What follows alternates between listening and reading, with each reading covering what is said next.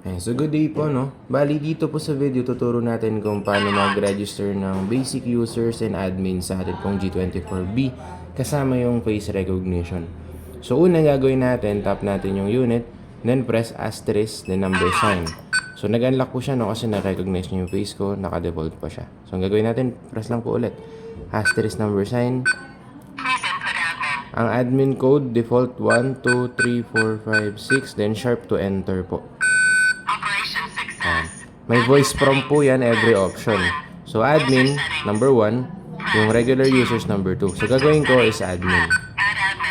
Ayan. Then press 1 ulit. Ayan. Then input natin yung admin. Ayan. Pag face unlock po yung gagamitin, press sharp. Pero kapag passcode, pwede nating i-type directly. 6 digits po. Then sharp to enter. Then enter again. Ayan, 001 admin na po yun. Pag gusto natin mag-add ulit, kuha lang tayo ng mga accessories na i-add natin. For example, yung card. So, tap ko lang yung card, diretso na. Ayan, 002 na siya. Then, halimbawa naman po, face, admin pa din tayo. Asterisk number, na yung number sign na lang po. Ayan.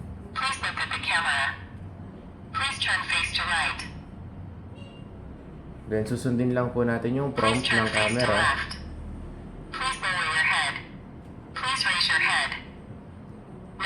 Ayan.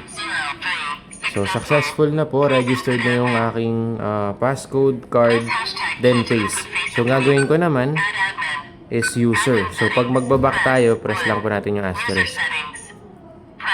Ayan. Number 2 naman po for user. The normal user. So, sa normal user, ang gagamitin ko is fingerprint. Tanggalin natin yung plastic. Then, tap natin yung finger. Hanggang matapos.